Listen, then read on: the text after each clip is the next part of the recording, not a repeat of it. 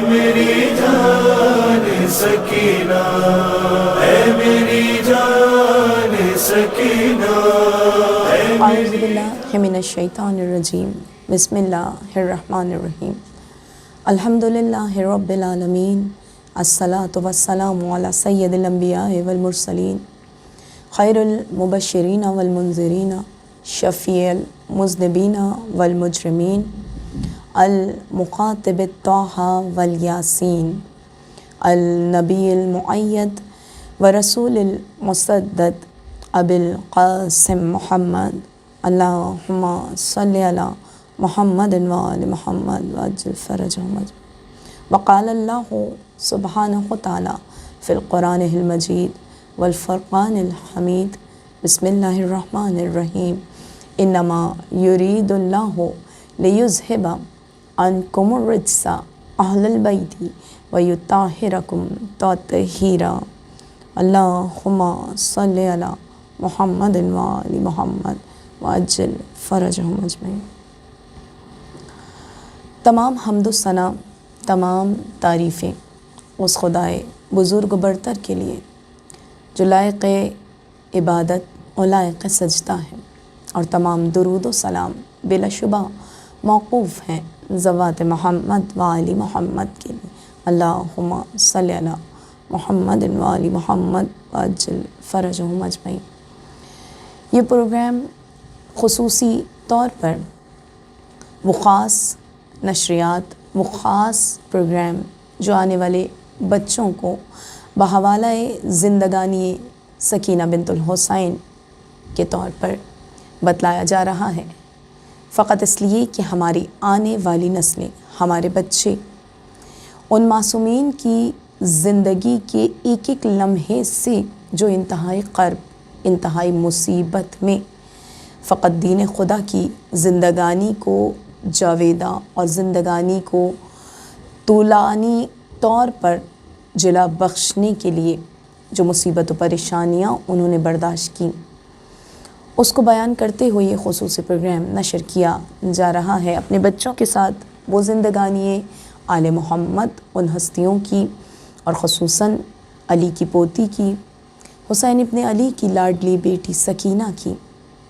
وہ زندگی، اس کے وہ مصائب، وہ حالات تمام تر سامعین کے، سننے والوں کی سماعتوں کے نظر کیے جا رہے ہیں، جس سے خاص طور پہ ہمارے آنے والے بچوں کو معلوم ہو سکے کہ کس طرح سے ان چھوٹے چھوٹے بچوں نے اپنی قربانیاں پیش کر کے اسلام کو حیات بخشی۔ حسین ابن علی کے گھر کے ایک ایک فرد نے کس طرح سے اپنی زندگی کا ایک ایک لمحہ خدا کی رضا و خوشنودی کی خاطر مصیبت و آلام کے حوالے کر دیا۔ چونکہ جب آل محمد کا لٹا ہوا قافلہ دربار شام سے ہو کر زندان شام میں مقید ہوا، تو بلا شبہ زندان شام ایک بڑی مصیبت کا مقام، ایک اور مرحلہ صبر ہے، ایک اور مرحلہ امتحان ہے۔ یہاں وہ شہزادی کہ جو اپنے بابا کے ہر وقت ساتھ ہوا کرتی تھیں، جنہیں اگر نیند بھی آتی ہے تو فقط حسین کے سینے پہ نیند آتی، جو حسین ابن علی کی دعاؤں سے اس دنیا میں تشریف لائیں، وہ سکینہ کب سے اپنے بابا سے بچھڑی ہوئی ہیں۔ یقیناً 10 محرم 61 ہجری کو شہادت حسین ہوئی ہے۔ اس کے بعد اہل حرم کا قافلہ کربلا سے کوفہ، کوفہ سے شام، بازار شام، دربار شام، اور پھر زندان شام تک پہنچا ہے۔ ایک عرصے سے یہ شہزادی اپنے بابا سے بچھڑی ہوئی ہے۔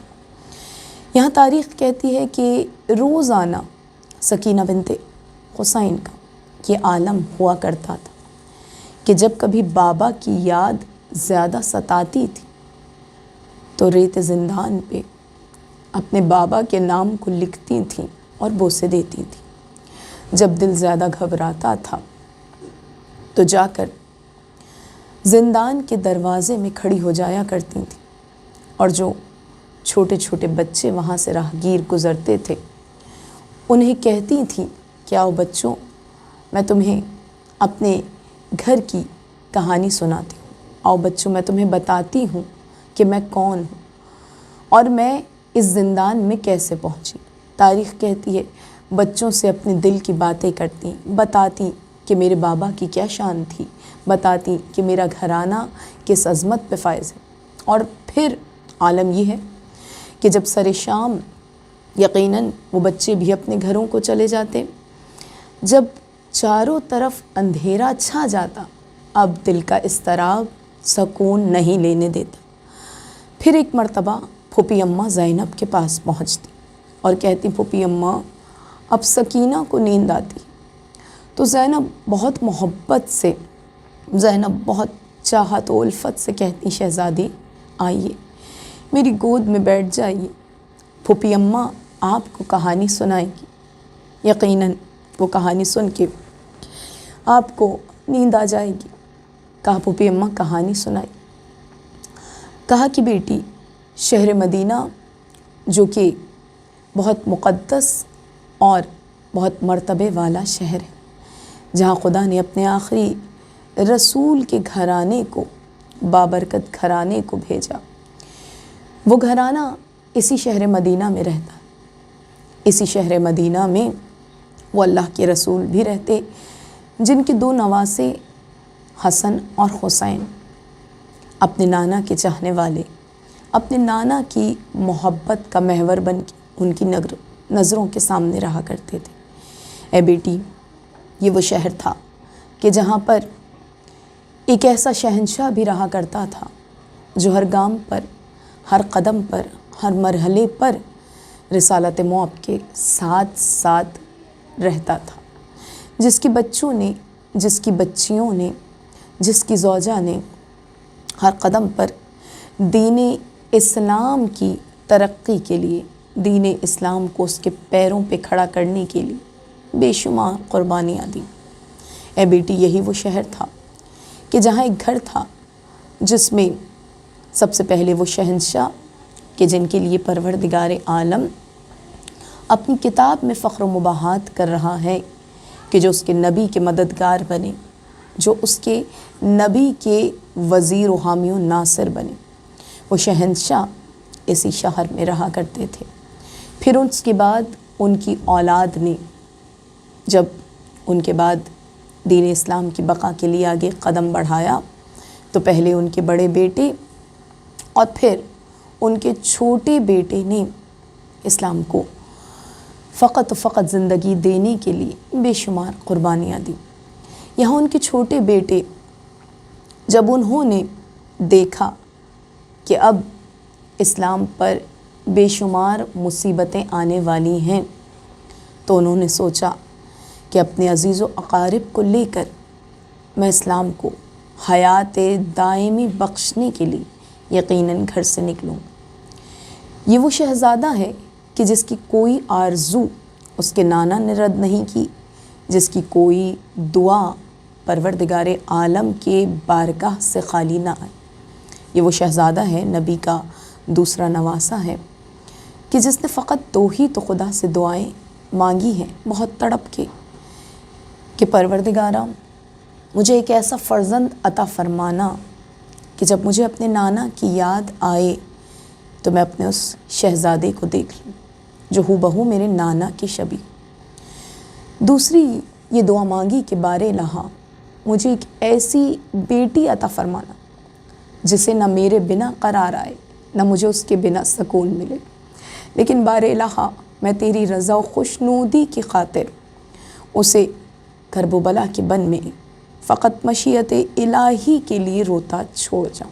تاریخ کہتی ہے وہ بیٹی اس دنیا میں آئی اور ادھر آہستہ آہستہ اسلام مشکلوں میں گھرتا گیا۔ کچھ ایسے درندے بھی اسلام میں شامل ہو گئے جو یہ چاہتے تھے کہ اس گھرانے سے ہم بیعت لے لیں اور خود حکومت میں آ جائیں۔ یقیناً بظاہر تو خود تخت حکومت پر جا کر بیٹھ گئے تھے، لیکن انہیں یہ ڈر تھا کہ اگر اس گھرانے کا کوئی فرزند بھی بڑھ کر سامنے آ گیا، اس نے اپنا تعارف کرایا اور لوگوں کو کہیں ان کی نسبت سے اللہ کے رسول کے پیغامات یاد آ گئے تو ہماری حکومت چلی جائے گی۔ اس لیے حسین ابن علی کو بظاہر بہت زیادہ کہا جاتا تھا کہ آپ ہماری بیعت کر لیں، آپ ہماری بیعت کر لیں، لیکن رسول کے نواسے نے کہا کہ نہیں، میری بیعت کا مطلب حسن ابن علی کی بیعت، حسن ابن علی کی بیعت کا مطلب علی ابن ابی طالب کی بیعت، علی ابن ابی طالب کی بیعت کا مطلب خود محمد مصطفیٰ کی بیعت، مجھ ایک اکیلے کی بیعت میں پنجتن 5 کی بیعت شامل ہے۔ کہا کہ ہرگز میں تیری بیعت نہ کروں۔ بس یہ کہہ کر وہ اپنے عزیز و اقارب کے ساتھ اپنے گھر سے نکلے، ادھر اپنے گھر سے نکلے اور کربلا کے بن میں پہنچے۔ یہاں میدان کربلا میں پہنچنا تھا کہ چاروں سمت سے ان کے قافلوں کو گھیر لیا گیا۔ ادھر ان کا قافلہ مصیبت و آلام میں، مصائب میں گھرا۔ وہاں 10 محرم 61 ہجری کو اس شہنشاہ نے اپنے گھر کی ہر ایک قربانی کو پیش کر کے، حد یہ ہے کہ اپنے ششماہے کو بھی اپنی ہی گود میں بارگاہ ازدی میں چھوٹا سا ہدیہ بنا کر پیش کیا اور کہا کہ بار الہا، یہ میری جانب سے آخری قربانی ہے جو تیرے دین کی بقا کے لیے حسین پیش کر رہا ہے۔ اور پھر المختصر اس شہزادے کو بھی بڑی بے دردی سے سر اقدس کو تن سے جدا کیا گیا اور اس کے بعد ان کے اہل حرم کو اسیر کیا گیا۔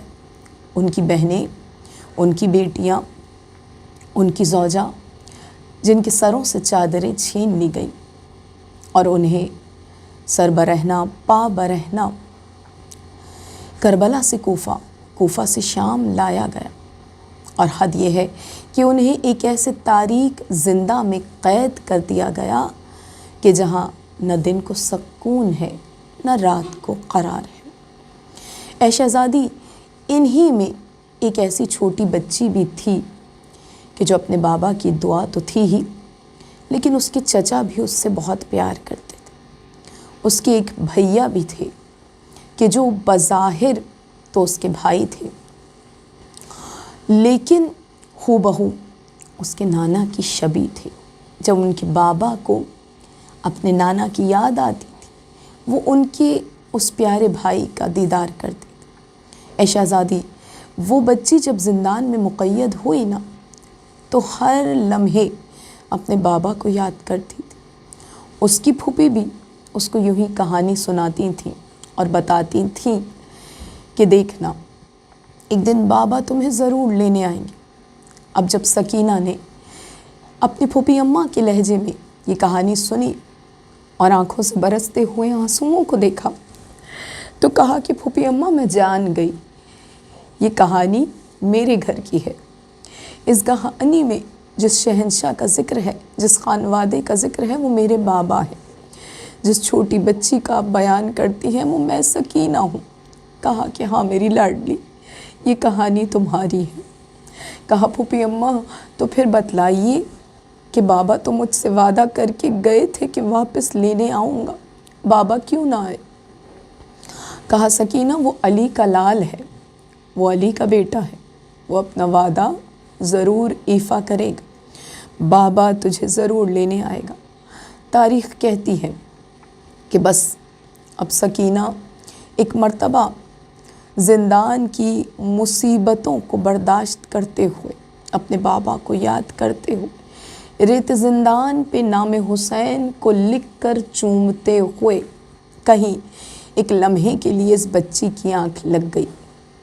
آنکھ کا لگنا تھا کہ خواب میں دیکھا بابا حسین تشریف لائے ہیں، اور بابا تنہا نہیں ہیں بلکہ بھیا علی اکبر بابا کے ساتھ ہیں، چاہنے والے چچا عباس بابا کے ہمراہ ہیں۔ تڑپ کے اٹھی، بھائی زین العابدین کے پاس پہنچی اور کہا بھیا آج میرے بابا مجھے لینے آئے ہیں، بھیا بتائیے بابا کہاں ہیں؟ جو ہی سکینہ کی یہ گفتگو چاہنے والی ماں ام رباب نے سنی ایک مرتبہ کلیجے کو تھام لی، کہا سکینہ میرے چاند میرے لال ایسی باتیں نہ کر، اے سکینہ ابھی تو ماں علی اصغر کو بھلا نہ پائی ہے، اے سکینہ ماں تیرا صدمہ کیسے برداشت کرے گی؟ کہا ماں میں علی کی پوتی ہوں، میں حسین کی بیٹی ہوں، میں نے دیکھا ہے بابا مجھے لینے آئے ہیں تو بابا ضرور آئیں گے۔ کہا بیٹی یقیناً بابا آئیں گے، تم ابھی صبر کرو، آؤ ماں کے پہلو میں سو جاؤ، ماں تمہیں کہانی سنائے گی، ماں تمہیں پیار سے اپنے پہلو میں لٹائے گی۔ کہا نہیں اماں سکینہ کو قرار نہیں، بابا کی یاد ستاتی ہے۔ المختصر گریہ سکینہ بڑھا۔ ادھر تاریخ کہتی ہے کہ یزید کے دربار میں وہ ملعون جو خواب خرگوش کے مزے لے رہا ہے، خواب غفلت کے مزے لے رہا ہے، ایک مرتبہ گریہ یتیمہ سے آنکھیں کھلی، کہا کہ خیر تو ہے، یہ قیدی اتنا گریہ کیوں کرتے ہیں؟ دیکھو انہیں کیا حاجت ہے۔ ایک مرتبہ دربان باد کے پاس ایک غلام آ کر کہتا ہے، یزید پوچھتا ہے قیدی گریہ کیوں کرتے ہیں؟ دربان باد نے عابد مستر کا چہرہ دیکھا، وہ امام جو زنجیروں میں جکڑے ہوئے ہیں۔ ایک مرتبہ کہا کہ دربان باد میری بہن نے اپنے بابا کو خواب میں دیکھا ہے، آج سکینہ کو قرار نہیں، آج سکینہ کو ایک لمحے بھی سکون نہیں آتا، فقط اتنی التجا ہے کہ کچھ لمحوں کے لیے سر حسین کو زندان میں بھیج دے، پھر یہ میرا وعدہ ہے کہ سکینہ کبھی نام حسین کو لے کر گریہ نہ کرے گی۔ تاریخ کہتی ہے کہ ادھر ایک مرتبہ سر حسین دربار میں لایا گیا، جو ہی بیمار بیٹے نے بابا کے سر کو آتے دیکھا، طوق و سلاسل کو تھام کر اٹھے، السلام علیکہ یا ابا عبداللہ۔ ادھر بہنوں نے آگے بڑھ کر غریب امام کے سر کے بوسے لیے، اور ادھر چاہنے والی بیٹی نے بابا کا سر دیکھا، بے ساختہ بابا کے سر سے لپٹ گئی اور تڑپ کے بابا کے رخساروں کو چوما، بابا کی پیشانی کو چوما، بابا کی آنکھوں کو چوما، اور لرزتے ہوئے ہونٹوں سے ایک مرتبہ سکینہ پکار کے کہتی ہے، بابا بابا تم جب سے گئے ہو نا، پوچھ لو یہاں زندان میں تمہاری بہنیں ہیں، میری پھوپھیاں ہیں، میں نے کسی سے کوئی سوال نہیں کیا، لیکن بابا تمہارے بعد سکینہ کو قرار نہیں ملا، سکینہ کو راحت میسر نہیں آئی، بابا ظالم کے تماچے تھے اور سکینہ ظالم کے تازیانے تھے، اور سکینہ بس یہ کہتے کہتے حسین ابن علی کی شہزادی خاموش ہو گئی۔ تاریخ کہتی ہے کہ اب عمر باب نے ایک مرتبہ عابد مستر کو دیکھا، کہا عابد مستر ذرا دیکھیے تو میری شہزادی خاموش کیوں ہو گئی؟ عابد مستر نے ایک بار سکینہ کا چہرہ دیکھا، پھر ایک بار پلٹ کر اپنی اماں عمر باب کو دیکھا، سر کو جھکا کر پھوپھی اماں کو آواز دی، کہا پھوپھی اماں میری اماں کو سنبھال لیجئے۔ سکینہ کے قریب پہنچے، نبض دیکھی، چھوٹی سی بہن کی نبض کو دیکھ کر کہا، انا للہ و انا الیہ راجعون۔ اے پھوپھی اماں جو بابا کے تمام مصائب کو سن کر اور بیان کر کے ہمیں رلاتی تھی، وہ سکینہ بھی آج ساتھ چھوڑ گئی۔ اے پھوپھی اماں جو ہم سے کربل کی کہانی سنا کرتی تھی، وہ سکینہ بھی آج ساتھ چھوڑ گئی۔ ادھر ایک مرتبہ عمر باب کو غش آیا۔ تاریخ کہتی ہے بیمار بھائی نے طوق و سلاسل میں جکڑے ہوئے امام نے لحد سکینہ بنانی شروع کی۔ یہاں دنیا یہ کہتی ہے کہ امام مجبور ہیں، طوق و سلاسل میں جکڑے ہیں، نعوذ باللہ، لیکن امام وقت کے امام ہیں، امام کبھی بھی مجبور نہیں ہوا کرتا۔ امام اگر مجبور ہے تو فقط مشیت الہی کتاب ہے۔ امام اگر مجبور ہے تو فقط مرضی الہی کتاب ہے۔ بس امام نے اپنی بہن کی لحد بنانا شروع کی، اور تاریخ کہتی ہے کہ المختصر جب اپنی بہن کو انہی کے کرتے میں کفن دے دیا تو ہر بی بی کو کہا کہ آؤ میری بہن کا آخری چہرہ دیکھ لو۔ کبھی زینب نے آگے بڑھ کے سکینہ کی پیشانی کو چوما، تو کبھی ام کلثوم نے آگے بڑھ کے سکینہ کے رخساروں کے بوسے لی، کبھی ماں نے چھوٹی سی میت کے گلے رکھ کر کہا سکینہ تو میری 4 سالہ مہمان شہزادی، ماں کو معاف کرنا، ماں تجھے ظالم کے تماچوں سے نہ بچا سکی، ماں تجھے تازیانوں کی اذیت سے نہ بچا سکی۔ اصل مختصر عابد مستر نے اپنی بہن کو ایک بار لحد میں اتارنا چاہا۔ جو ہی لحد میں اتارنا چاہا، تاریخ کہتی ہے لحد سکینہ میں 2 ہاتھ نمودار ہوئے۔ آواز آئی عابد مستر، میری سکینہ کو میرے حوالے کر دو، یہ وہ میری بیٹی ہے جسے نہ میرے بنا سکون تھا نہ مجھے اس کے بنا قرار تھا۔ آج سکینہ میرے پاس آ گئی ہے، حسین کا وعدہ ایفا ہو گیا ہے، سکینہ اپنے بابا کی ملاقات کو روانہ ہوں۔ لعنت اللہ علی القوم الظالمین، ربنا تقبل منا وانک انت السمیع العلیم۔